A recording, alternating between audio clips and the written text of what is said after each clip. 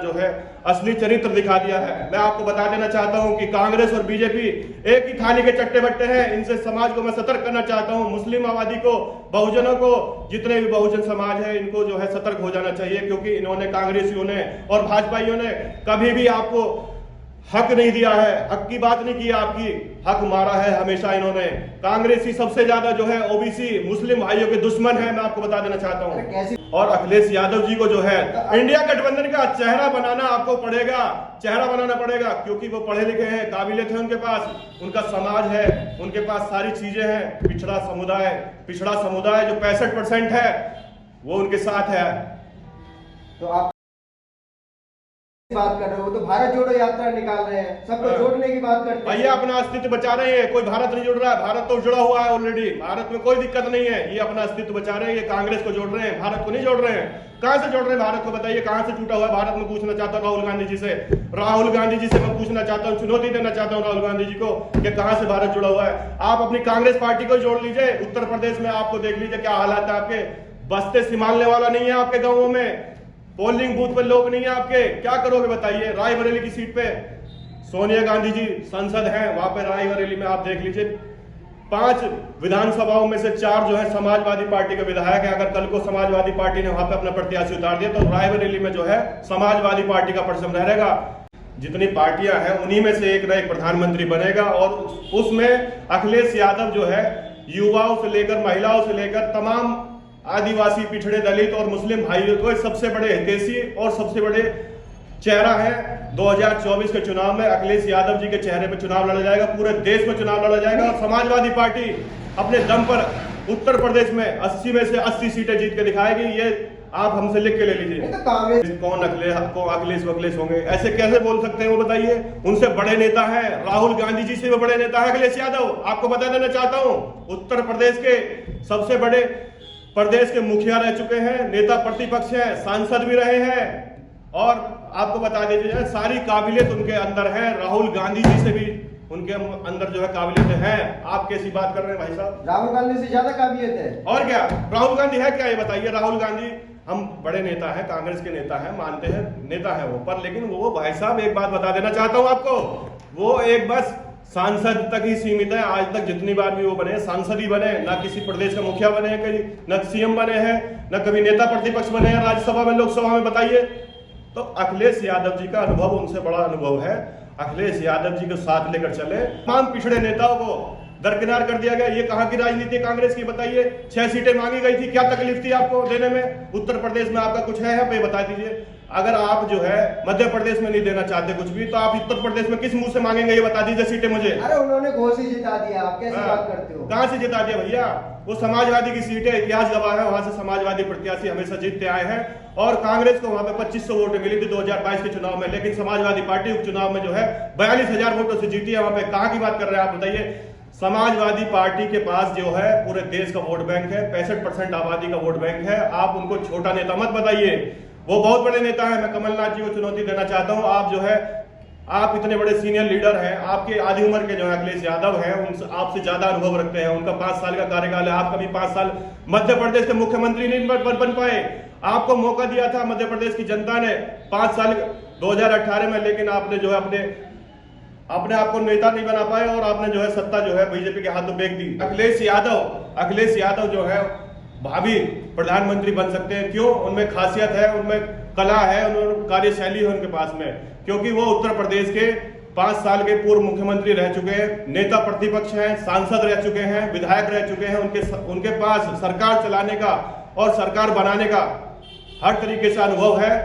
तो आप ये बताइए कि अखिलेश यादव में क्या दिक्कत है? आप अगर अखिलेश यादव को प्रधानमंत्री के तौर पे देखेंगे तो राहुल गांधी कहां जाएंगे? नहीं, राहुल गांधी जी भी नेता है, बड़े नेता है, ऐसी बात नहीं है, पर लेकिन अखिलेश यादव और राहुल गांधी में अगर आप देखें तो जमीन आसमान का अंतर है। राहुल गांधी जो है एकमात्र बस सांसद है, अभी तक जो है उनका सांसद का कार्यकाल रहा है, लेकिन अखिलेश यादव सबसे बड़े सूबे के, उत्तर प्रदेश सूबे के जो है मुख्यमंत्री बन चुके हैं, और नेता प्रतिपक्ष है, विधायक रहे हैं, और उनका इतिहास है, पार्टी है, उनके पास संगठन है, उनके लोग हैं, पिछड़े समाज के सबसे बड़े नेता हैं। तो उनको प्रधानमंत्री बनाने में क्या तकलीफ है आपको, बताइए? दीपक जी, अभी अभी खबर आ रही है कि अखिलेश यादव के कार्यालय के सामने होर्डिंग लगा दिए गए हैं, भावी प्रधानमंत्री के तौर पे देखा जा रहा है अखिलेश देखिए यादव। पत्रकार महोदय, मैं आपको बता देना चाहता हूं कि आने वाले समय में जो 2024 का लोकसभा का चुनाव है, वो जो चुनाव है उसका जो प्रधानमंत्री का जो चेहरा है वो कहीं ना कहीं जो है समाजवादियों के पास जाने वाला है, क्योंकि समाजवादी ही इस देश को जो है बचा सकते हैं, समाजवादी ही इस देश के संविधान की जो है रक्षा कर सकते हैं। आपको बता देना चाहता हूं कि देखिए पत्रकार महोदय, मैं आपको बता देना चाहता हूं, इस देश की जो आबादी है 65% ओबीसी वर्ग से आते हैं, और ओबीसी वर्ग जो है 65% है, और ओबीसी वर्ग के सबसे बड़े नेता और सबसे बड़ी पार्टी ओबीसी वर्ग की समाजवादी पार्टी है। तो आप क्या कहना चाहते हैं कि कोई और प्रधानमंत्री बनेगा? आवाज तो राहुल गांधी जी भी उठा रहे हैं, वो कह रहे हैं जनगणना कराएंगे हम आए तो। अच्छी बात है, उठा रहे हैं, ठीक बात है, पर लेकिन जब उनके पास सत्ता थी, पावर थी, उनके पास मौका था, उस समय उन्होंने क्यों नहीं बोला? आज समाजवादियों का जो मुद्दा है जातिगत जनगणना का, संविधान बचाने का, आज वो उसको हाईजैक करना चाहते हैं। नहीं, क्या हाईजैक करना चाहते हैं, वो भी आवाज उठा रहे हैं।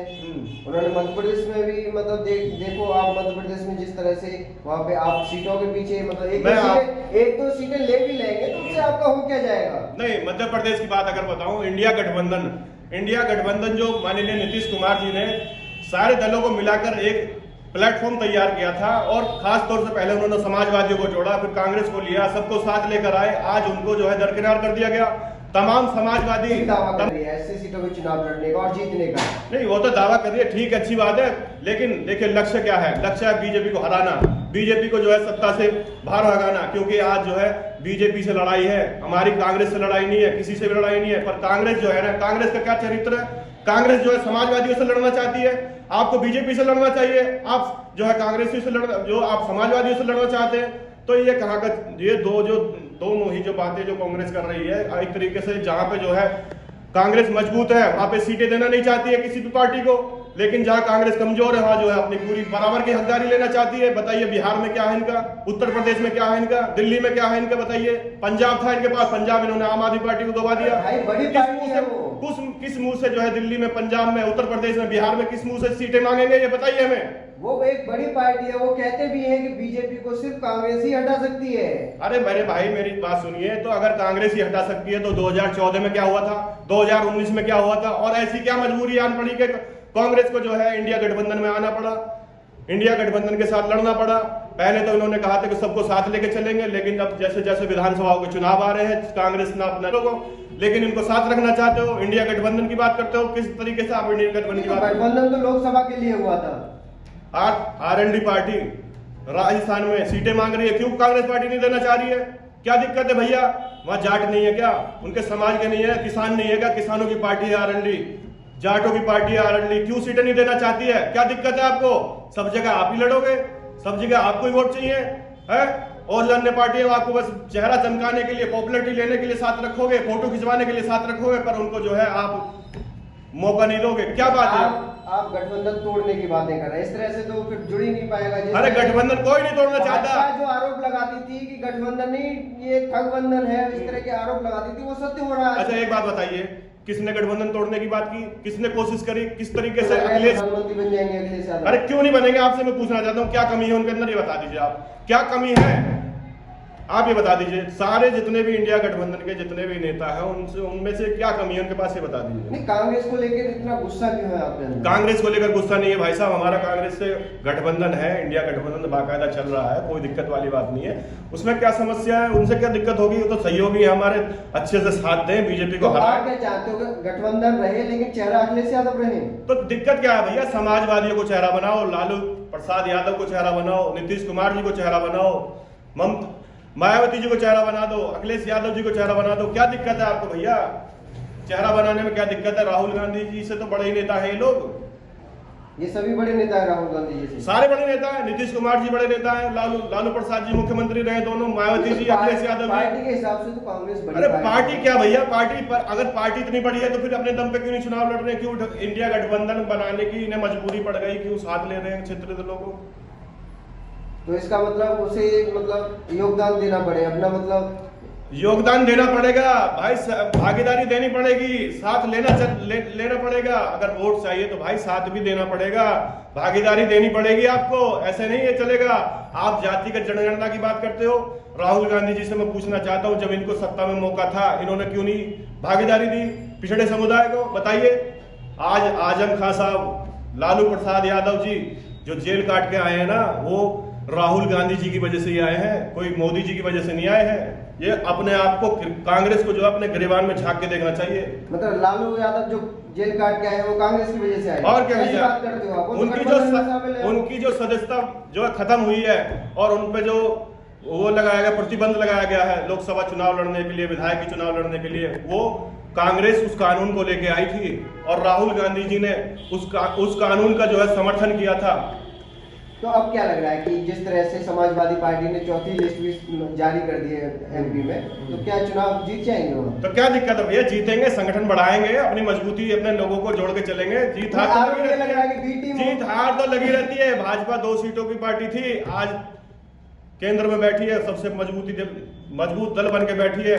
आप क्या बात? आरोप ये लग रहा है कि आप बीजेपी को जिताना चाहते हो, बी टीम बताया जा रहा है। कौन बता रहा है भैया, कौन बता रहा है? ये बताइए, कौन बता रहा है? फिर बताइए। राजभर का बयान नहीं सुना आपने? कौन राजभर? राजभर तो खुद बीजेपी के साथ है, वो बी टीम क्यों बताएंगे भाई? वो खुद कह रहे हैं कि अखिलेश यादव खुद प्रधानमंत्री मोदी जी को जिताना चाहते हैं फिर से। अरे वो कोई नेता वेता नहीं है, उनके बारे में बात ना करी जाए तो अच्छा है। वो कोई, इनके पास ना लोकसभा है ना कुछ है। वो गठबंधन के जो अपने 2-4 विधायक उन्होंने बनाए हुए हैं, उन पे अपना भौंक रहे हैं। तो ऐसे नेता भौंकने वाले होते हैं, इनके भौंकने से अलावा इनको कोई काम नहीं है। इनको भौंकने दीजिए, इनसे कोई बात नहीं है।